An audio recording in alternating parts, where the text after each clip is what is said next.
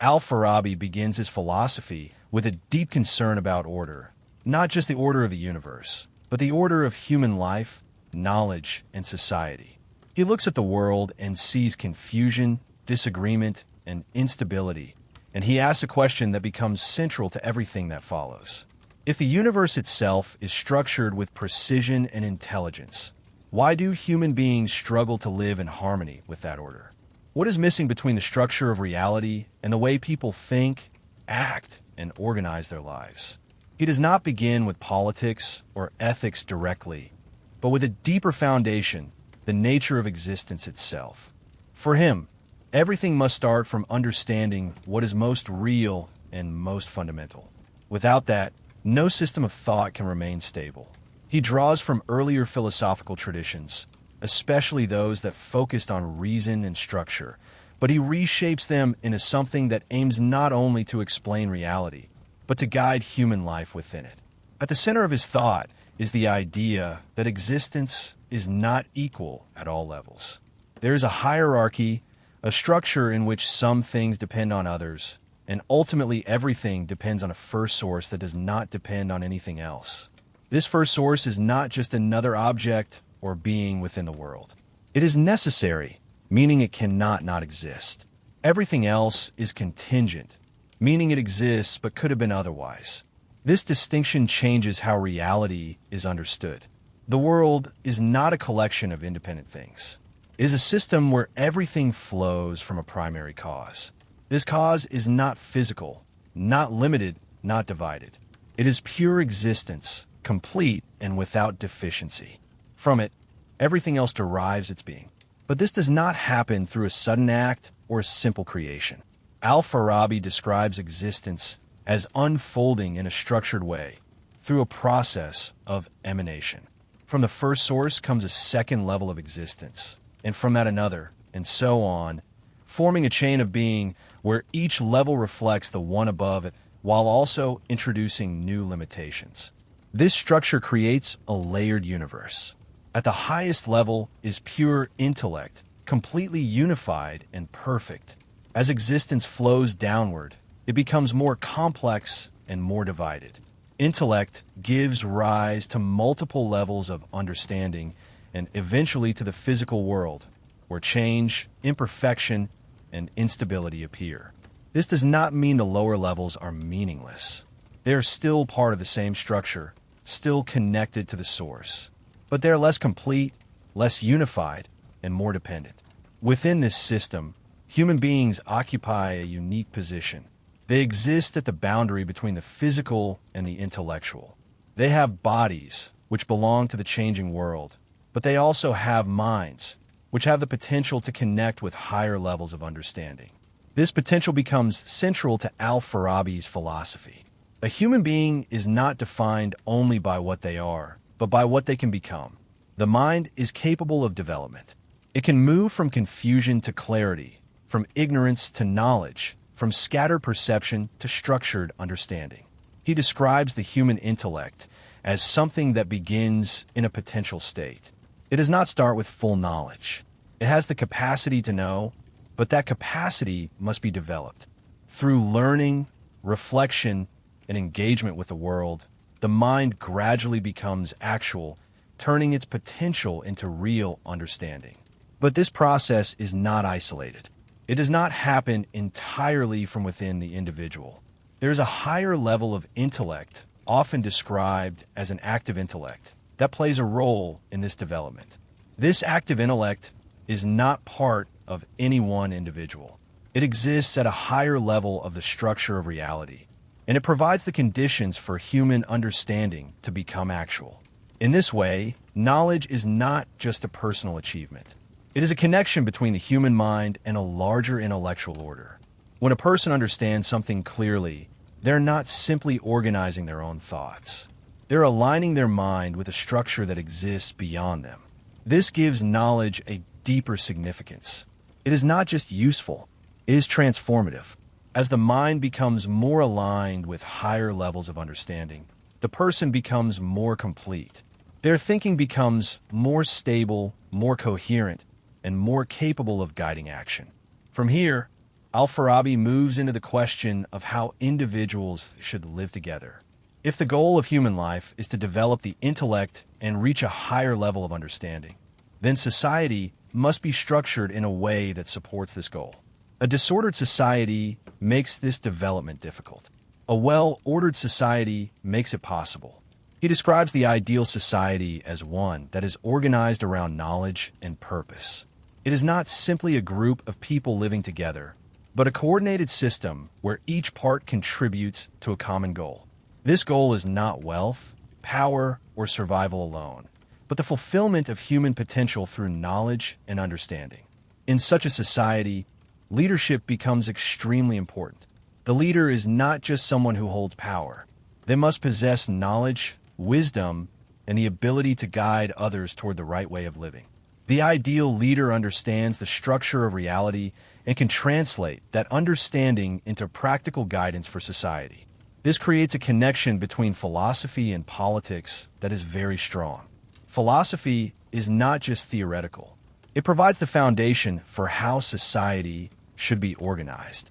Without it, leadership becomes disconnected from truth and society becomes unstable.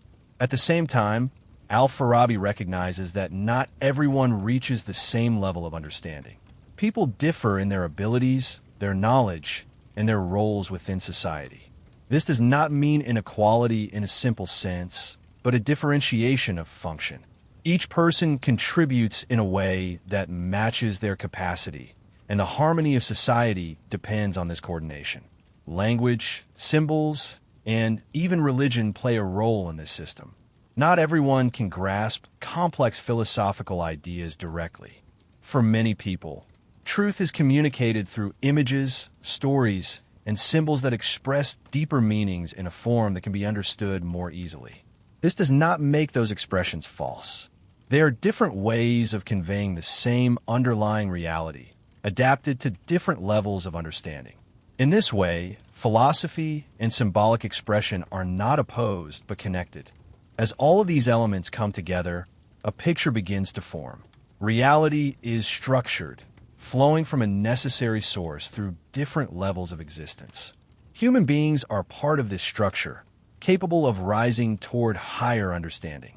Society exists to support that movement, and leadership is responsible for guiding it. Nothing in this system stands alone. Knowledge connects to existence.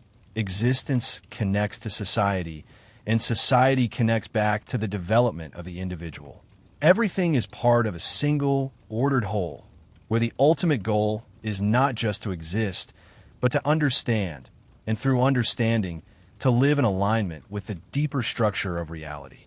As this structure of existence becomes clearer, the focus begins to move toward the inner development of a human mind, because within this entire system, the human intellect holds a unique and decisive role.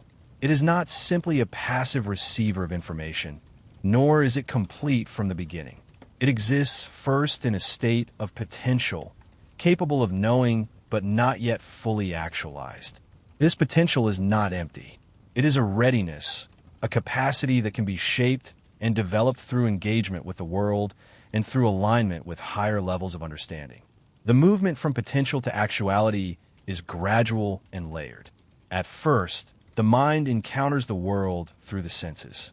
It perceives forms, patterns, and relationships, but these perceptions are not yet knowledge in the full sense. They are fragments, impressions that must be organized and understood. Through repetition, reflection, and comparison, the mind begins to recognize stable patterns within these perceptions. What was once scattered becomes structured. What was unclear begins to take on form. This process is not merely mechanical. It involves a transformation of the intellect itself. The mind does not simply collect information. It becomes capable of understanding universal principles, truths that are not limited to individual experiences, but apply across many situations. When this happens, the intellect moves closer to its actual state, where it is no longer dependent entirely on sensory input, but can operate at a higher level of abstraction. At this stage, the role of the higher intellect becomes more significant. There exists a level of intellect that is always fully actual never in a state of potential, never incomplete. This active intellect does not learn or develop in the way human minds do. It exists as a constant source of intelligibility, making it possible for human understanding to become actual. When a person truly understands something, it is not simply because they have processed information correctly. It is because their mind has come into alignment with this higher level of intellect. Knowledge, in this sense, is not created entirely within the individual. It is a kind of connection, a moment where the structure of the mind corresponds to a structure that exists beyond it. This connection transforms the individual. As understanding deepens, the mind becomes more stable, less dependent on shifting appearances, and more grounded in principles that do not change. This stability is not only intellectual, but also practical. A person who understands more clearly is better able to act in a consistent and meaningful way. From here, the relationship between knowledge and action becomes central. Knowledge is not pursued for its own sake alone. It has a direct impact on how a person lives.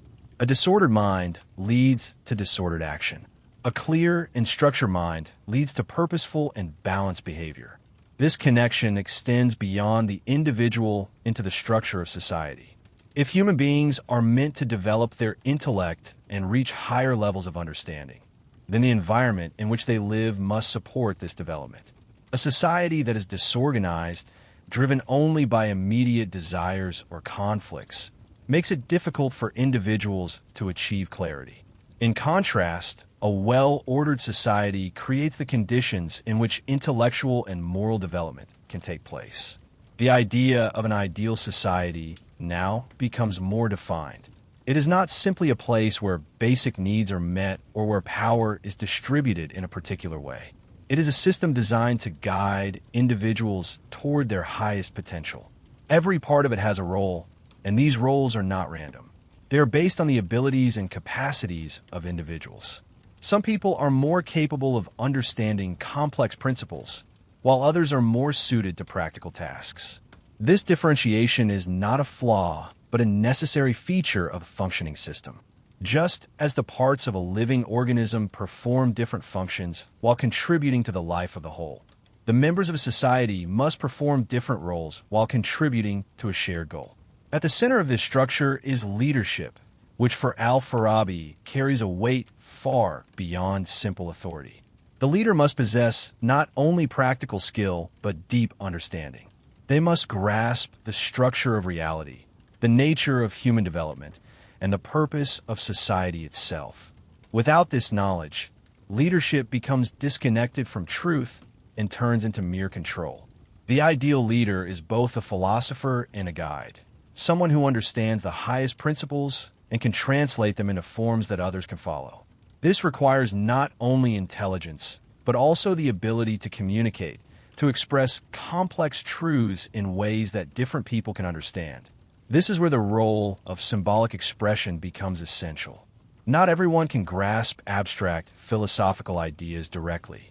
For many, understanding comes through images, narratives, and shared traditions that express deeper truths in accessible forms. These expressions are not separate from philosophy. They are another way of conveying the same structure, adapted to different levels of comprehension. In this way, different layers of understanding can coexist within the same society. Some engage directly with abstract reasoning, while others engage through symbolic forms. Yet both are connected to the same underlying reality. This structure also creates a sense of direction. Human life is not seen as a random sequence of events, but as a movement toward fulfillment. This fulfillment is not purely material or external. It is the realization of the intellect, the point at which the mind reaches its highest level of clarity and alignment with the deeper structure of existence. Such fulfillment brings a form of stability that is not easily disrupted. It is not dependent on changing circumstances, but grounded in understanding. A person who reaches this level is not driven solely by immediate desires or external pressures. Their actions are guided by a clear sense of purpose that comes from their knowledge. At the same time, this goal is not isolated from the rest of society. The development of individuals contributes to the strength and stability of the whole. A society filled with individuals who are closer to this state of understanding will naturally be more ordered, more coherent, and more capable of sustaining itself. As these ideas continue to unfold, the connection between existence, knowledge, and society becomes stronger. Nothing stands apart. The structure of reality shapes the structure of thought. The structure of thought shapes the structure of action. And the structure of action shapes the structure of society. The deeper one looks, the more these elements appear not as separate areas of philosophy, but as parts of a single system, where the ultimate aim is not only to understand the world, but to live within it in a way that reflects its underlying order. As this movement toward understanding continues, the question of human life itself begins to take a more precise shape, not just as a process of knowing, but as a process of becoming. The development of the intellect is not separate from the development of character, and the clarity of thought is directly tied to the quality of one's actions. What a person understands begins to define what they pursue, how they act, and what kind of life they are capable of living. At this stage, the idea of happiness becomes central, but it is not understood in a simple or immediate sense. It is not pleasure, not comfort, and not the satisfaction of temporary desires. It is something deeper, something that comes from the fulfillment of the human potential that has been present from the beginning. This fulfillment is achieved when the intellect reaches its highest level of development, when it is no longer bound by confusion or instability, but aligned with the deeper structure of reality. This alignment creates a form of stability that is not easily disturbed. External conditions may change, circumstances may shift, but a person who has reached this level of understanding remains grounded. Their actions are not driven by impulse or reaction, but by a clear and structured awareness of what is true and what is necessary. However, this level of development is not easily reached, and it cannot be achieved in isolation. The structure of society plays a crucial role in shaping whether individuals are able to move toward this fulfillment or remain limited by confusion and disorder. A society that is not guided by knowledge will inevitably drift away from its purpose, creating conditions where individuals are distracted, divided, and unable to develop their potential. This leads to a deeper examination of different types of societies, not in terms of geography or culture, but in terms of their relationship to knowledge and purpose. Some societies are ordered toward the true goal of human life, while others are not. The difference lies in whether they are guided by understanding or by misunderstanding. A society that lacks true knowledge may still appear organized, but its organization is unstable. It may pursue wealth, power, or pleasure as its primary goals, believing these to be the highest goods. In such a system, individuals may achieve success in a limited sense, but they do not reach true fulfillment because the direction of the society itself is misaligned with the deeper structure of reality. In contrast, a truly ordered society is one that is directed toward the development of the intellect and the realization of human potential. Its structure is not based on immediate gain, but on long-term coherence. It creates conditions where individuals can learn, reflect, and grow, where knowledge is valued not as a tool for control, but as a path toward understanding. Within this framework, the role of leadership becomes even more critical. A leader who lacks true knowledge cannot guide society toward its proper goal. Even if they maintain order for a time, that order will eventually weaken because it is not grounded in a correct understanding of reality. True leadership requires a deep connection to knowledge, not just practical skill or authority. The ideal leader, therefore, is not simply a ruler, but a guide who understands both the structure of existence and the nature of human development. This person must be able to recognize the different capacities within society and organize them in a way that supports the overall goal.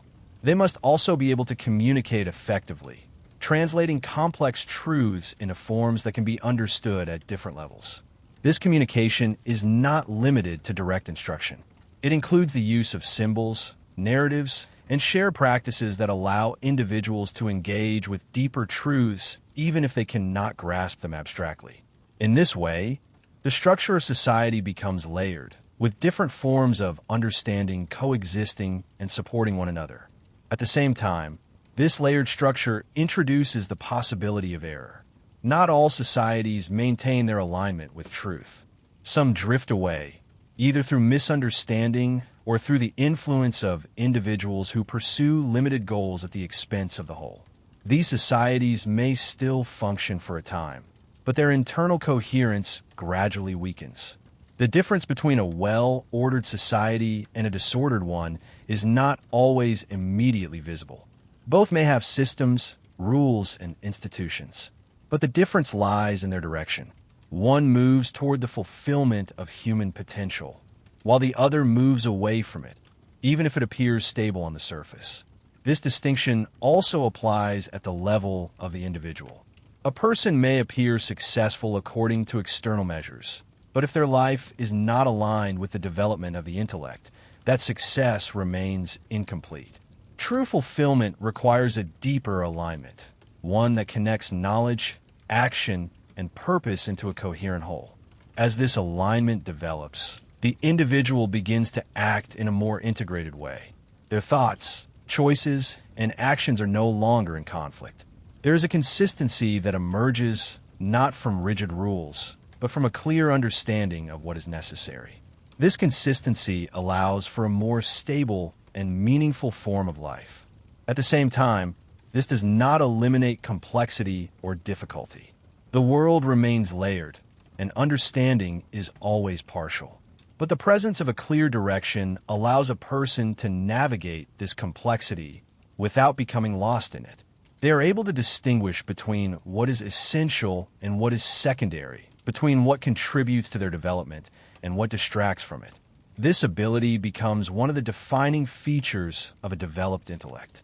It is not simply the accumulation of knowledge, but the capacity to organize and apply that knowledge in a way that reflects the deeper structure of reality. It is the movement from scattered awareness to unified understanding. As both individuals and societies move within this framework, a pattern begins to emerge.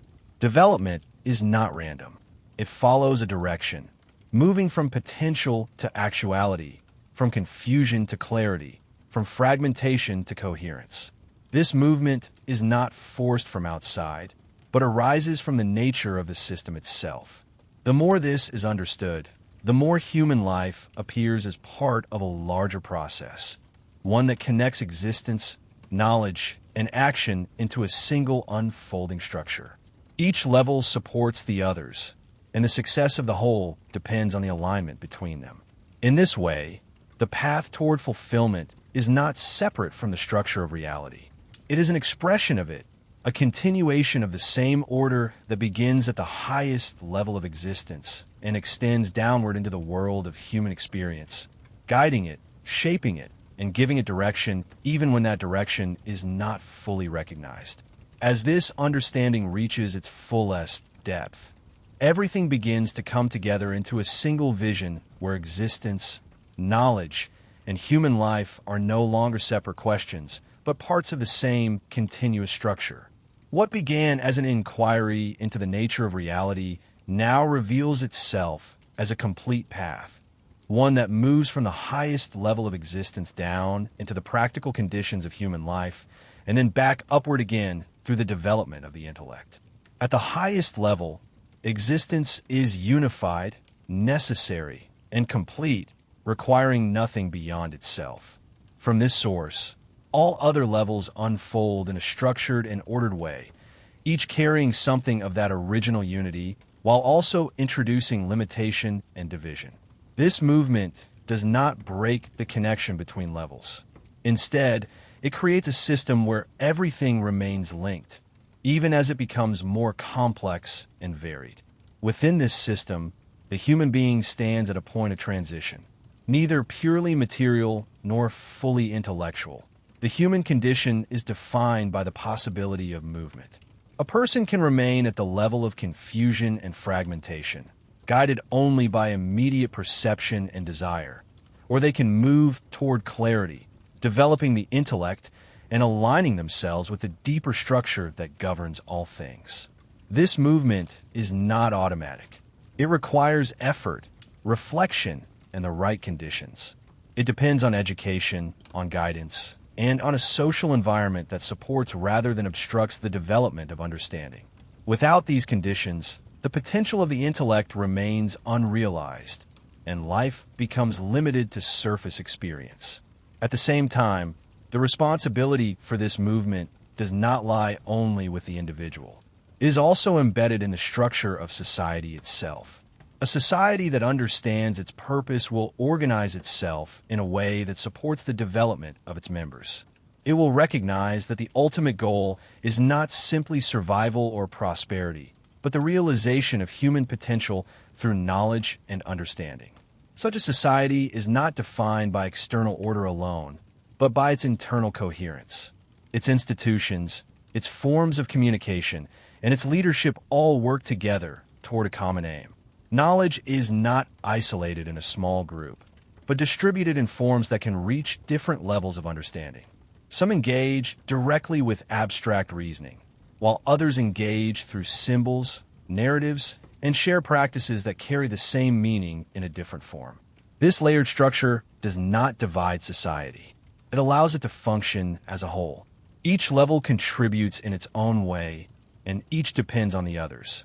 The harmony of the system lies not in uniformity, but in coordination. At the center of this coordination stands a role of the guide, the one who understands a structure most clearly and is able to direct others toward it. This role is not defined by power alone. It requires knowledge, insight, and the ability to translate understanding into forms that can shape both thought and action. Without this, the structure begins to weaken as individuals lose sight of the deeper purpose that unites them. When this purpose is lost, society does not collapse immediately. It may continue to function for a time, maintaining order on the surface. But beneath that surface, the connection between knowledge and action begins to break. Goals become fragmented. Individuals pursue different directions, and the coherence that once held everything together gradually fades.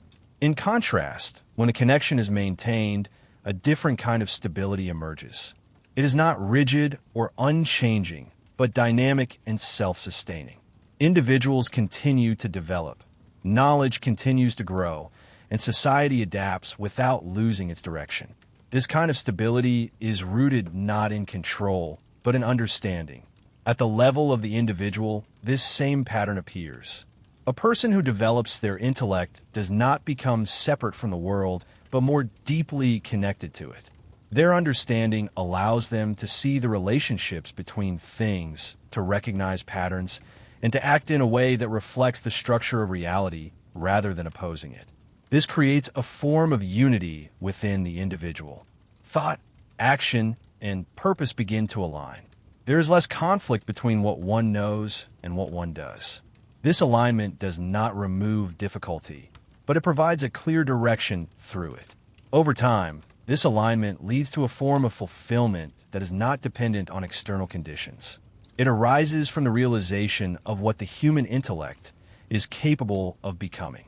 It is the completion of a movement that begins in potential and reaches its highest point in clarity and understanding.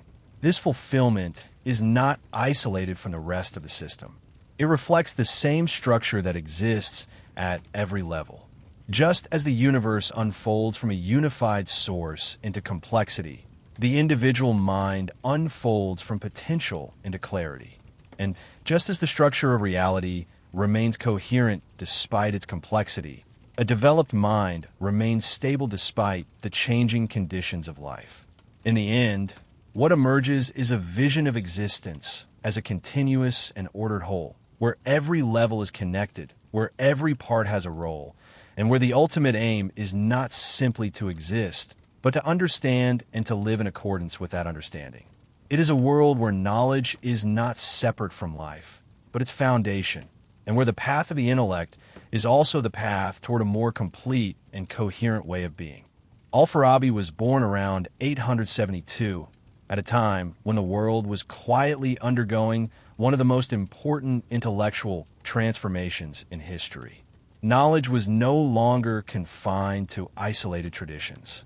Ideas from ancient Greece, Persia, and earlier civilizations were being collected, studied, and reworked into something new. This was not just preservation.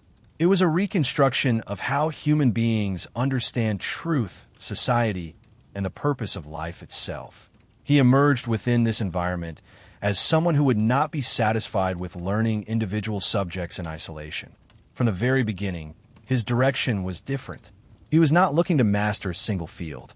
He was trying to understand how all fields connect, how logic, philosophy, politics, and religion could form a single, unified structure rather than separate domains. Very little is known with certainty about his early years, but what becomes clear is the path he chose. He moved toward major centers of learning, where scholars were deeply engaged in studying and translating the works of Plato and Aristotle. These were not treated as distant historical texts. They were seen as living ideas, tools that could still shape the present and guide the future. Al-Farabi immersed himself in these works with unusual intensity. He studied logic in great depth, not as a technical exercise, but as a foundation for all thinking. For him, logic was not optional. It was necessary. Without it, thought becomes unclear, inconsistent, and easily misled. With it, ideas could be examined, tested, and refined with precision. But what makes his approach different is that he did not stop at understanding these philosophers. He began to reshape their ideas into something that could function within his own time. This required more than interpretation. It required building a bridge between different intellectual traditions and making them work together. From Aristotle, he absorbed a method, a way of analyzing the world with structure and discipline. From Plato, he took a vision, the idea that society itself can be organized in a way that reflects truth and promotes human development. These influences did not remain separate in his thinking. He combined them into a single direction. This direction led him toward one of the most important questions he would ever address. Not just what is true, but how truth should shape the way people live together. For Al-Farabi, society was not simply a group of individuals trying to survive or compete. It was something much more significant. It was a system that either helps human beings reach their full potential or prevents them from doing so. The structure of a society influences how people think, what they value, and what they become. This is where his idea of the virtuous city begins to take shape. He imagined a society that is not driven by power, wealth, or personal gain, but by knowledge and wisdom. In such a city, leadership is not based on force or inheritance. It is based on understanding. The ruler must be someone who not only knows what is true, but also knows how to guide others toward it. This is not an easy requirement. It demands both intellectual depth and moral clarity. The leader must understand reality at a fundamental level, but also be able to communicate that understanding in a way that others can follow. Knowledge alone is not enough. It must be translated into guidance. This idea reflects a strong influence from Plato, but Al-Farabi develops it further. He recognizes that not everyone approaches truth in the same way. Some people understand through reasoning and careful thought. Others understand through images, stories, and symbolic expression. This leads him to one of his most important insights, the relationship between philosophy and religion. He does not see them as enemies. He sees them as two different expressions of the same underlying truth. Philosophy presents truth in its most precise and logical form, accessible to those trained to think deeply. Religion presents the same truth in a form that can be understood by a broader population, using symbols and narratives. In this sense, religion becomes a bridge. It allows a society to be guided by truth even when not everyone engages with it at a philosophical level. It translates complex ideas into forms that can shape behavior, values, and collective life. This creates a layered understanding of knowledge. At the highest level, there is direct reasoning and philosophical insight. At a broader level, there is symbolic understanding that still reflects the same structure, but in a more accessible way. At the same time, he worked to organize knowledge itself into a clear system. He classified different fields, showing how they relate to one another rather than existing in isolation. Logic stands at the foundation, providing the tools for thinking clearly. From there, knowledge expands into mathematics, natural sciences, and metaphysics, each building upon the previous level. This reflects something central to his entire approach. He was not interested in scattered ideas. He wanted structure. He wanted unity.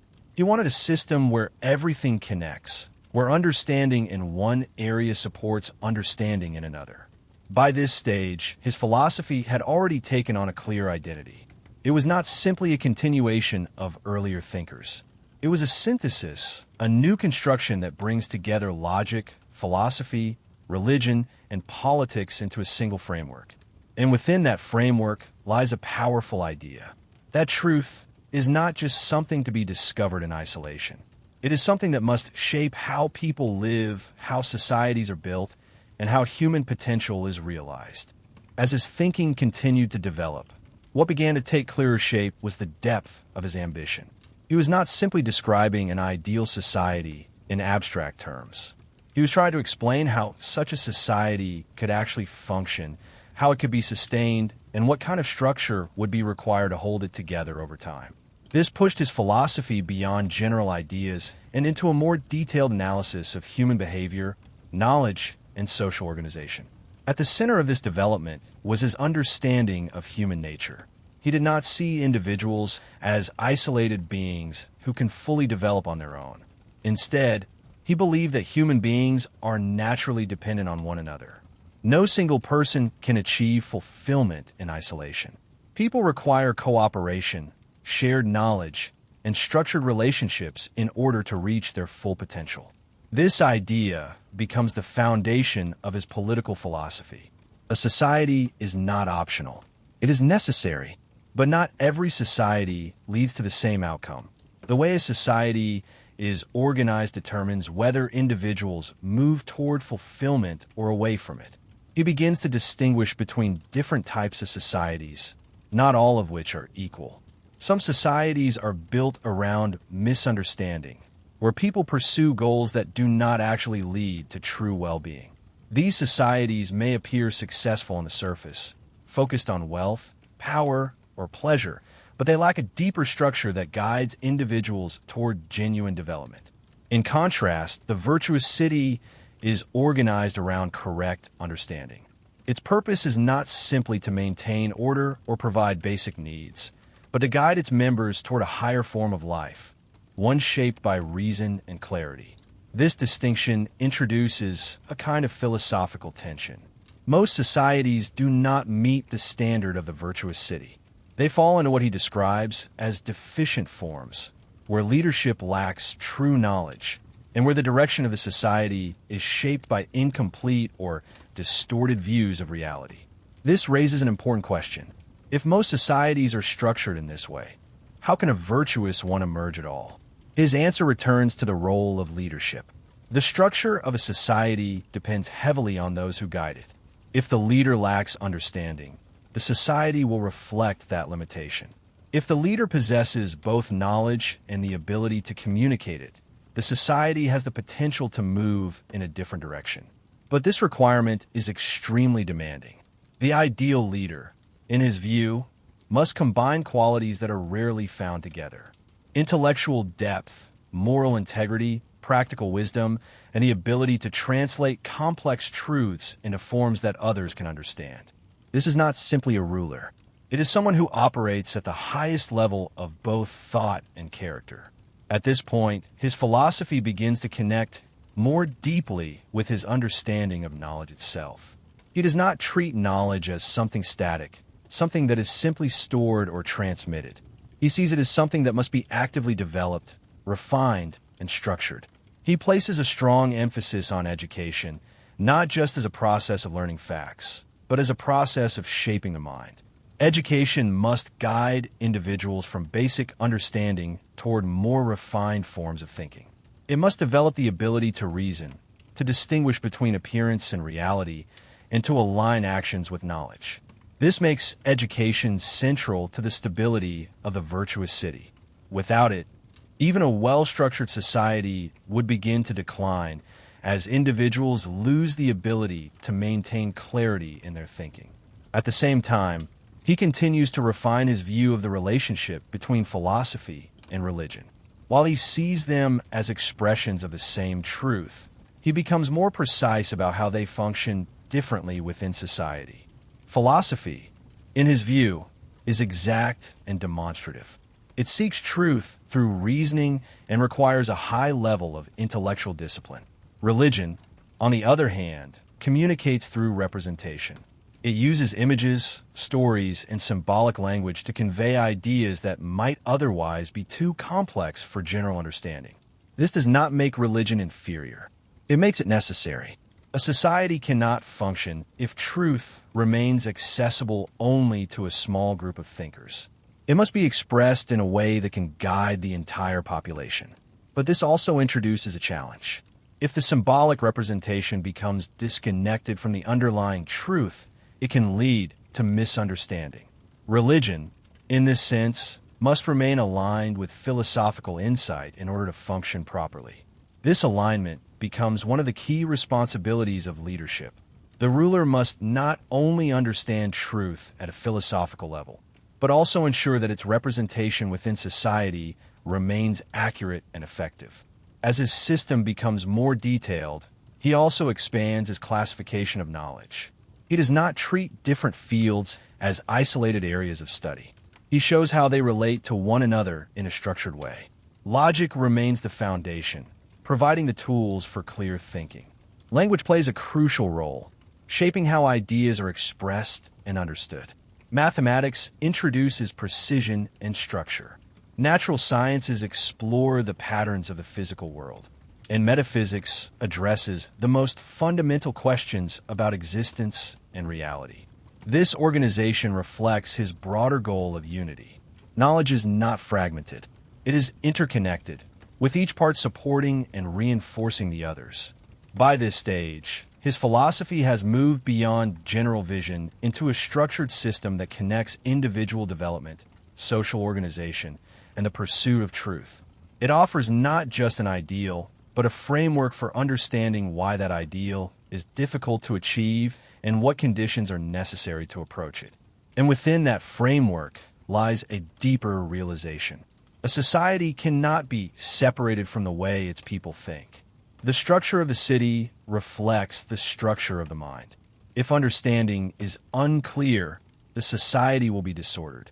If understanding is refined, the society has the potential to move towards something more stable, more coherent, and more aligned with what he considered the true purpose of human life.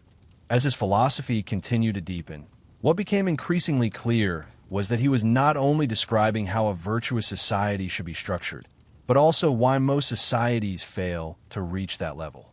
He began to examine more closely the forces that pull individuals and communities away from clarity, away from truth, and toward forms of life that appear stable on the surface, but are fundamentally misaligned.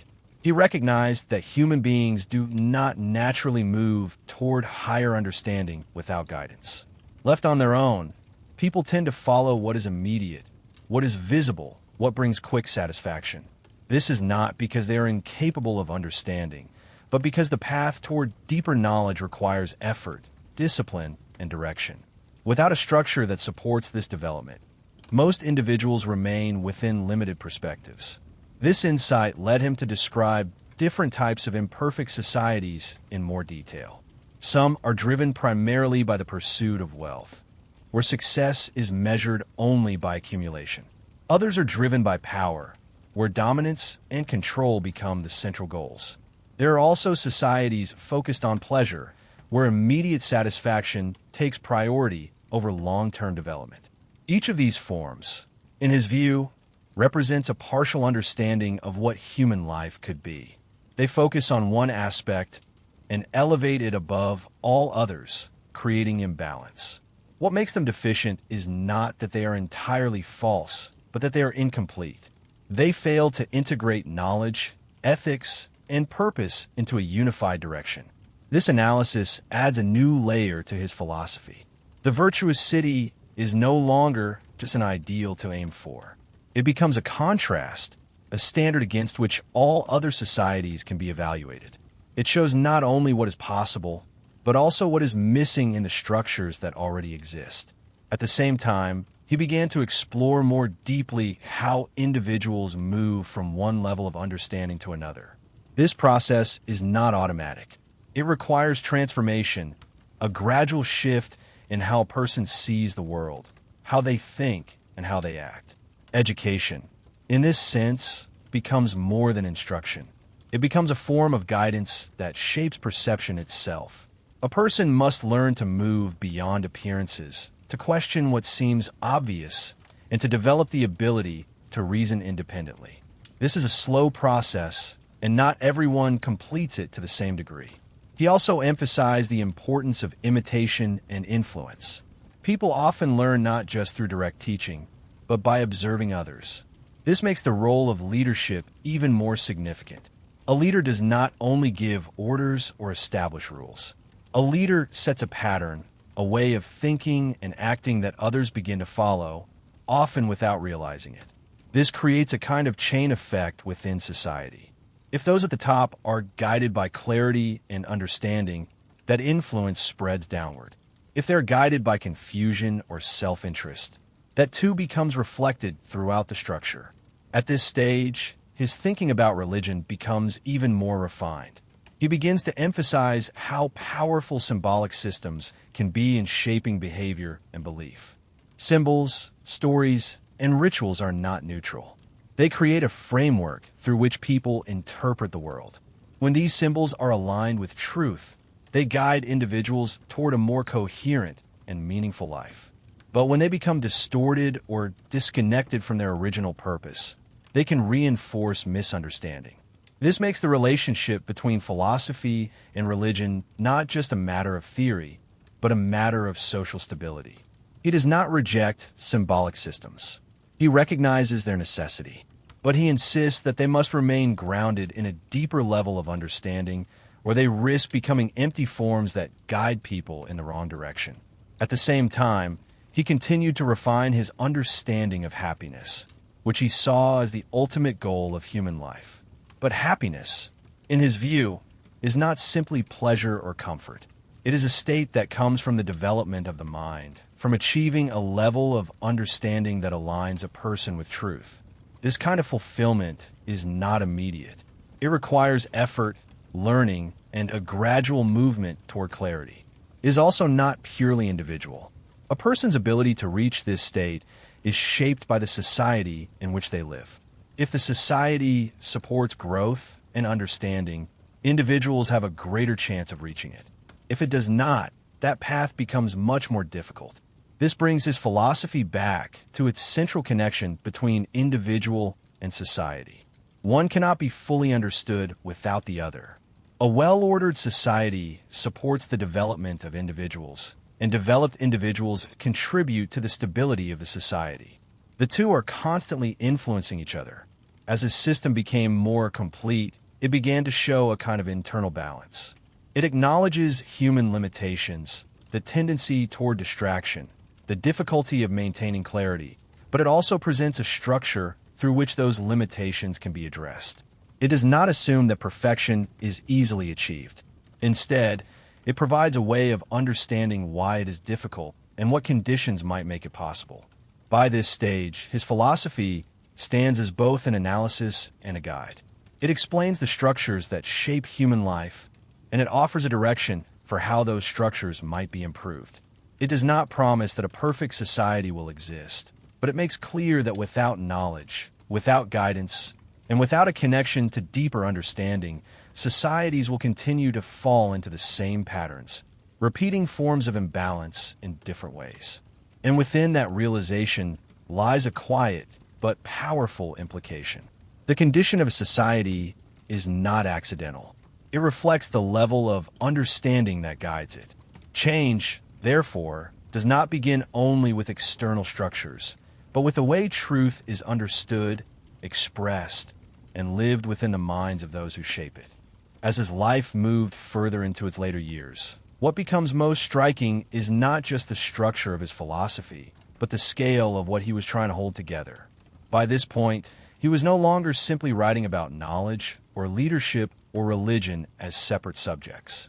Everything had merged into a single, demanding vision of human life, one where truth, society, and individual purpose are inseparable. He understood something that many systems fail to account for. A society is not just built once and then maintained automatically. It is something that constantly shifts, often slowly, often invisibly. Even a structure that begins with clarity can drift over time, not through sudden collapse, but through gradual distortion. This is where his later thought becomes more grounded, almost more realistic than idealistic. He recognized that knowledge itself is fragile, not in the sense that it disappears, but in the way it can be misunderstood, simplified, or reduced over time.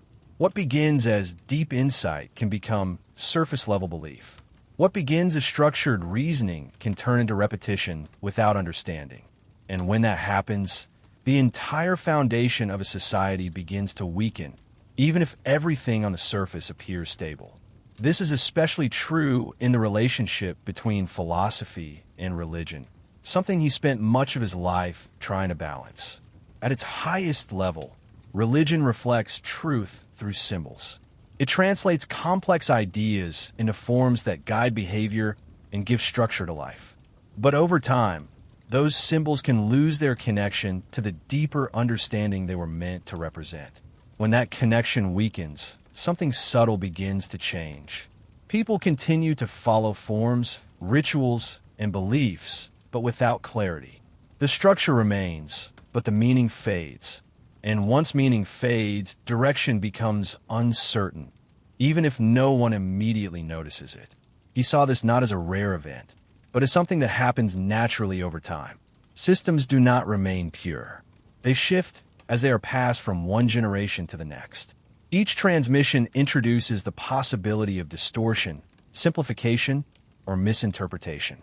This creates a kind of quiet instability within even the most well-ordered society. At the same time, he deepened his understanding of leadership in a way that moves beyond simple authority. The ideal leader is not just someone who knows the truth once and applies it. The leader must continuously maintain alignment with that truth, must resist the tendency toward power for its own sake, and must remain capable of translating understanding into guidance that others can follow. But this is where the difficulty becomes clear. Such a person is extremely rare. And even if such a leader exists at one moment, there is no guarantee that the next will possess the same qualities. Over time, leadership can shift from knowledge to imitation, from understanding to authority without depth. When that happens, the structure of the society begins to change from within. What makes this especially significant is that the change is often gradual. There is no clear point where the society stops being virtuous. Instead, it slowly becomes something else, something that may still resemble the original form, but lacks its foundation. This leads to one of the most important realizations in his later thought. The virtuous city is not a permanent achievement. It is a continuous effort. It exists only as long as the conditions that support it remain active. Knowledge must continue to be understood, not just repeated. Education must continue to develop reasoning, not just transmit information. Leadership must remain grounded in truth, not drift toward control. And symbolic systems must remain connected to meaning, not become empty structures. If any of these elements weaken, the entire system begins to shift. At the same time, he turns more attention toward the role of individuals within this larger structure. While society shapes people, individuals are not without influence. Those who reach a higher level of understanding carry a kind of responsibility, whether they choose it or not. They are able to see where things begin to drift, where meaning is lost, where structure becomes hollow.